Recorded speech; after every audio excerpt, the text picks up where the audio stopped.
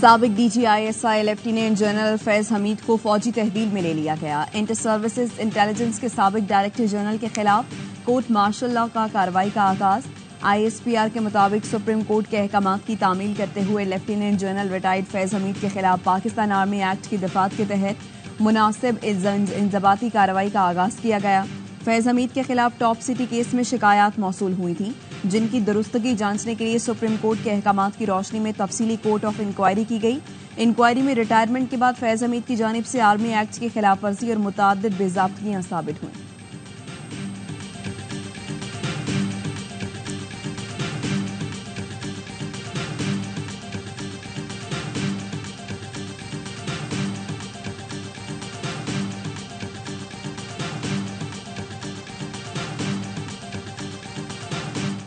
فوج میں خود احتسابی ایک سخت کڑا مگر شفاف عمل ہے، ایک خودکار عمل جو ہر وقت جاری رہتا ہے، اور اس کے اندر کسی قسم کی تفریق نہیں کی جاتی، بلکہ اگر زیادہ سینئر رینک اور ہائر رینک ہو تو یہ جو ہمارا اکاؤنٹیبلٹی پروسیس ہے it comes even more harder.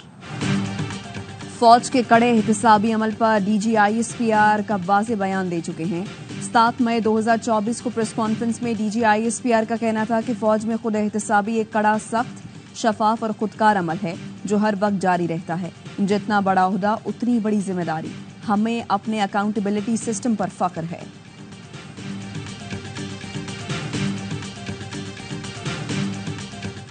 فیض حمید کا ریٹائرمنٹ کے بعد بھی سیاسی واقعات میں ہاتھ تھا، وہ باز آنے والے نہیں تھے، ان کی برسوں سیاست میں مداخلت رہی۔ 9 مئی کے حالات اور واقعات فیض حمید کی طرف اشارہ کر رہے ہیں، یہ تنہا ان کا کام نہیں ہوگا۔ وزیر دفاع خواجہ آصف کہتے ہیں فیض حمید آرمی چیف بننا چاہتے تھے، اسی لیے کہا میرے سر پر ہاتھ رکھیں۔ قمر جاوید باجوہ اور فیض حمید ایک دوسرے کے بہت قریب تھے۔ قمر جاوید باجوہ کا عہدہ سنبھالنے کے بعد سازشیں شروع ہوئیں، کچھ مقامات پر میرے ذریعے بھی رابطے اور آفرز کی گئیں۔ فیض حمید نے کہا اب ہم بانی پی ٹی آئی سے تنگ آ گئے ہیں۔ فیض حمید نے پیغام رسانی بہت کی، بڑی قسمیں اٹھائیں، وقت پر بتاؤں گا کہ بڑے لوگ اپنے مفاد کے لیے کیا کچھ کر سکتے ہیں۔ قمر باجوہ نے کہا کہ موجودہ آرمی چیف کو نہیں، کسی اور کو آرمی چیف بنا دیں۔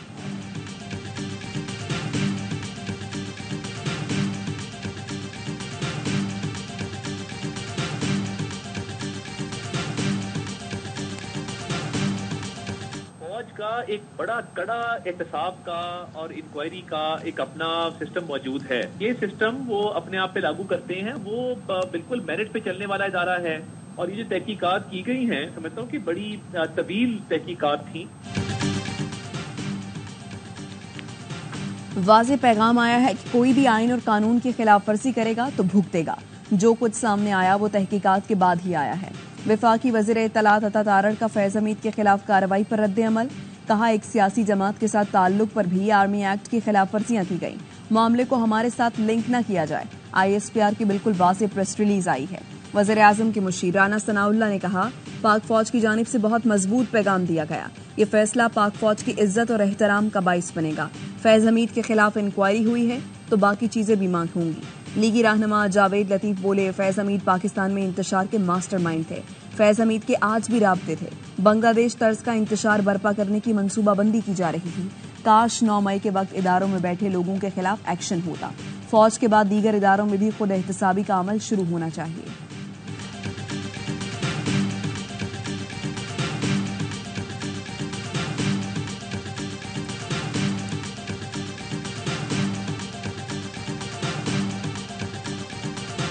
ملٹری کورٹ میں جا رہے ہیں خان صاحب کا معاملہ، اس بات کو اب آپ اپنے وہاں مائنس نہیں کر سکتے، اس کی پاسبلٹیز بڑھ گئی ہیں بہت زیادہ میجر، اور ہونی بھی چاہیے، کیونکہ جب فوج کا کیا تو فوج ہی انتظام کرے گی نا، میں تو نہیں کروں گا۔ فیض حمید کا ملٹری کورٹ میں ٹرائل ہوگا۔ 9 مئی اور بانی پی ٹی آئی کا ٹرائل بھی آرمی ایکٹ میں ہوگا۔ واضح ثبوت ہیں کہ پی ٹی آئی، بانی پی ٹی آئی، فیض حمید اور دیگر لوگوں نے ملک کے خلاف سازش کی۔ ٹاپ سٹی کیس تو معمولی کیس ہے، اصل میں گینگ نے جو پاکستان کے خلاف بغاوت کا پلان بنایا تھا اس پر کام ہوگا۔ سینیٹر فیصل واڈا کی پروگرام 11th آور میں گفتگو، کہا پشاور میں کور کمانڈر ہاؤس کے سامنے احتجاج ہوا تھا، اس وقت فیض حمید کور کمانڈر تھے، ان لوگوں نے فوج اور اس کے چیف کے خلاف سازش کی تھی۔ بانی پی ٹی آئی کو کنٹینر میں فیض حمید کے خلاف کون فون کر رہا تھا بے نقاب ہوگا۔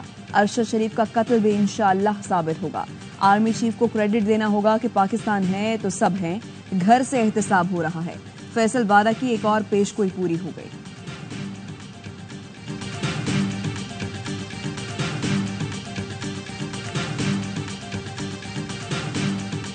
फौज एक स्ट्रांग इदारा है, एक इंस्टीट्यूशन है, उनका अपना तरीक़ाकार है। उनके जो लोग रिटायर है या जो लोग इस वक्त सर्विंग है, उनको अपना एक सब्जेक्ट हो, एक कोड है, वो जैसे चाहते हैं वो प्रोसीड करना चाहते हैं। We are nobody to question anyone.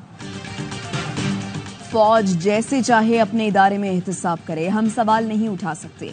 Chairman PTI barrister Gauhar का फैज हमीद के खिलाफ कार्रवाई पर रद्द अमल। कहा, फौज अपने रिटायर्ड या मौजूदा अफसरान के खिलाफ अपने कोड के तहत कानूनी चाराजोई करती है। शेख वकास ने कहा, जो लोग मामले को पीटीआई से जोड़ रहे हैं उन्होंने प्रेस रिलीज नहीं पढ़ी। फैज हमीद का कोर्ट मार्शल इदारे का अंदरूनी मामला है। पीपी रहनुमा कमर जमान कायरा ने कहा, फौज ने इतने सीनियर अफसर के खिलाफ कार्रवाई की है तो यकीनन ठोस सबूत होंगे।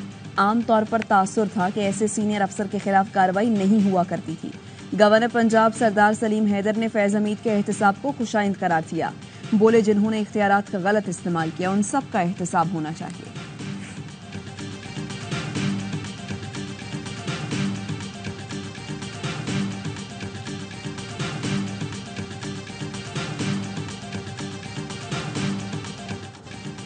बतौर वज़ीर आज़म आपका खादिम बनकर काम करना चाहता हूँ। मायूसी को धकेल कर रोशनियों की तरफ जाना है। माजी में झांकने की जरूरत नहीं, माजी से सबक सीखकर मुल्क की तरक्की के लिए काम करना होगा। अशराफिया, हुकूमत और ज़राब को अपना किरदार अदा करना होगा।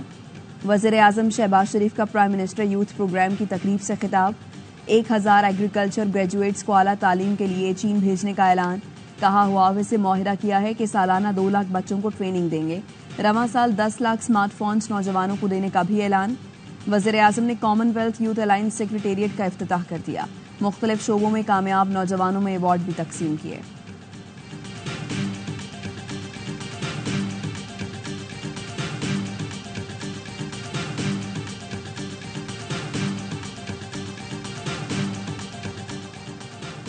वज़ीर आज़म शहबाज शरीफ ने वफाकी काबीना का इजलास आज तलब कर लिया। मुल्क की सियासी और मौशी सूरत हाल पर गौर किया जाएगा। इजलास में दाखिली सिक्योरिटी पर काबीना अरकान को ब्रीफिंग दी जाएगी।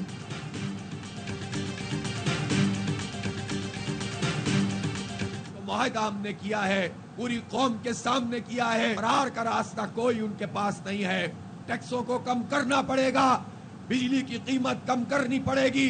41 दिन में अगर इन्होंने रिलीफ नहीं दिया तो यकीन करें मैं आपको डी चौक जाने से नहीं रोकूंगा। अमीर जमात इस्लामी हाफिज नेमो रहमान ने कौम को खुशखबरी सुना दी। पेशावर जलसे से खिताब में कहा, बहुत सी IPPs के हवाले से पेशरफ शुरू हो गई। हमारे धरने को बेसूद समझने वाला किसी भूल में है। कौम के सामने होने वाले मुआहदे से फरार का हुकूमत के पास कोई रास्ता नहीं। मुआहदे पर अमल ना हुआ तो पूरे मुल्क से मार्च करते हुए डी चौक इस्लामाबाद पहुंचेंगे। हुक्मरानों से कहेंगे अवाम को हक दें या फिर घर जाएं। जमात इस्लामी धरना खुद देती है, खुद खत्म करती है, अंपायर की उंगली का इंतजार नहीं करती।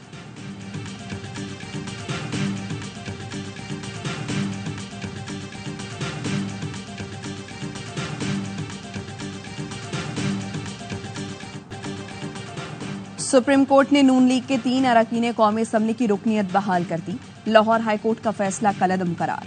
इलेक्शन कमीशन का फैसला बहाल। सुप्रीम कोर्ट ने दोबारा गिनती में अजहर कयूम, अब्दुर्रहमान कांजू और जुल्फिकार अहमद की कामयाबी को बरकरार रखा। फैसला 2-1 के तनासुब से सुनाया गया।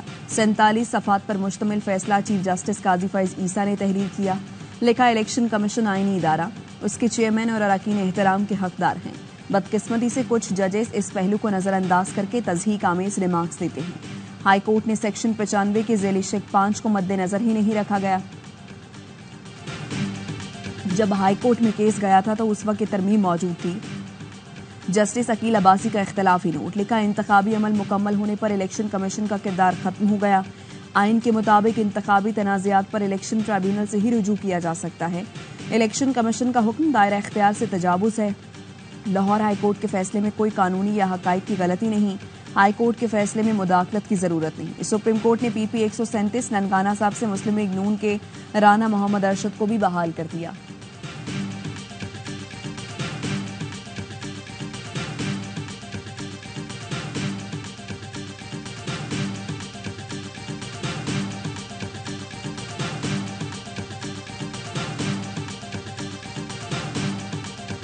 सुप्रीम कोर्ट का जो फैसला आया है उससे हमें बड़ी मायूसी हुई है। इंसाफ का कत्ल हुआ है। हमारे 4 सीटें एक स्ट्रोक के साथ किसी और पार्टी को देने की कोशिश की गई है। इलेक्शन ट्राइब्यूनल में पिटीशनें पेंडिंग थी।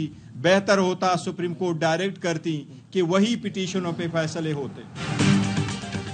सुप्रीम कोर्ट के फैसले से इंसाफ का कत्ल हुआ। हमारी 4 नशिस्तें किसी और को देने की कोशिश की गई। 3 हलकों से मुतालिक सुप्रीम कोर्ट के फैसले पर नजरसानी दरखास्त दायर करेंगे। चेयरमैन पीटीआई बैरिस्टर गौहर की प्रेस कॉन्फ्रेंस। कहा, सुप्रीम कोर्ट का फैसला इंसाफ के तकाजों के मुनाफी है।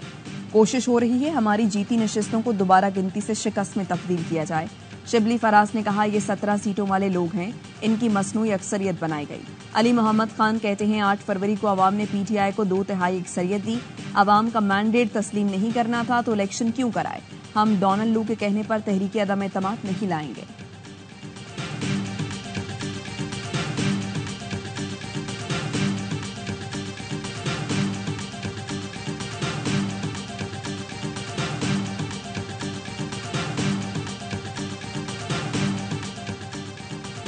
मस्तोंग के इलाके खड़कूचा में नामालूम अफराद की फायरिंग। डीसी पंचकोट जाकिर बलोच शदीद जख्मी होकर दम तोड़ गए।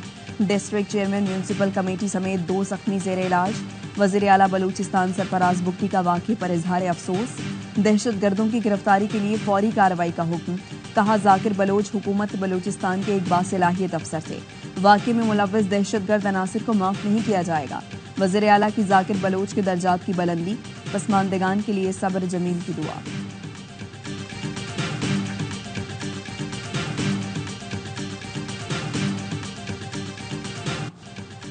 ब्रॉडपेक से वापसी पर पत्थर लगने से जाँ बहा कोहपना मुराद सदपारा को आबाई गांव में सुपुर्द खाक कर दिया गया।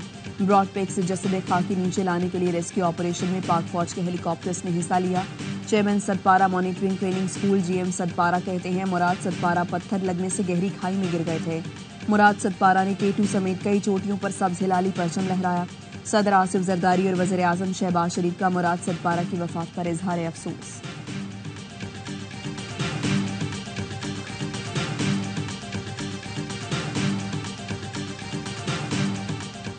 के इलेक्ट्रिक ने जुलाई के बिलों में म्यूनिसिपल टैक्स शामिल कर दिया। 100 से 200 यूनिट तक 20 रुपए, 201 से 300 यूनिट तक 40 रुपए, 301 से 400 यूनिट तक 100 रुपए, 401 से 500 यूनिट तक 125 रुपए, 501 से 600 यूनिट तक 150 रुपए, 601 से 700 यूनिट तक 175 रुपए टैक्स शामिल। 700 से ज़ायद यूनिट पर 300 रुपए। कमर्शियल सार्फिन से 400 रुपए लिए जाएंगे।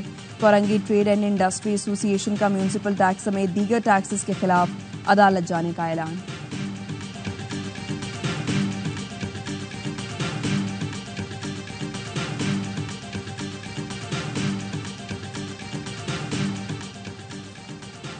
सी पैक के अहम तरीन प्रोजेक्ट सुखी किनारी हाइड्रो पावर स्टेशन के पहले यूनिट ने बिजली की पैदावार शुरू कर दी। एलामी में कहा गया है, सुखी किनारी 10 लाख से ज्यादा घरानों को सस्ती बिजली फराहम करेगा। प्रोजेक्ट पर 4 एम्प्लिस टरबाइन यूनिट्स लगाई गई हैं। मंसूबा अपने आखिरी मरहले में दाखिल हो गया। तकमील के बाद सालाना 3.21 बिलियन किलोवाट पर आवर तक बिजली पैदा करेगी।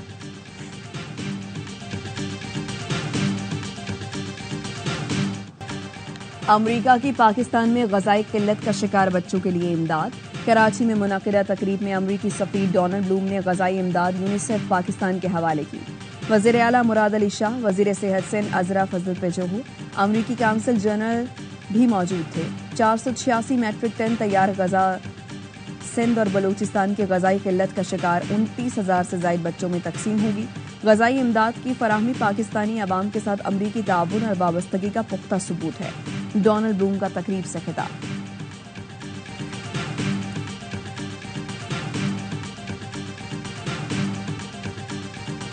इमाम मस्जिद नबवी डॉक्टर सलाह बिन मोहम्मद अल बुदैर की बादशाही मस्जिद आमद नमाज मगरिब पढ़ाई। सऊदी सफ़ीर नवाफ अल मालकी भी हमरा थे। मौलाना अब्दुल खबीर आज़ाद, सेक्रेटरी औकाफ डॉक्टर ताहिर रजा बुखारी की भी शिरकत। डॉक्टर सलाह से अल्लामा हशाम इलाही ज़हीर ने भी वफ़द के हमरा मुलाकात की। लाहौर आमद पर खैर मकदम किया।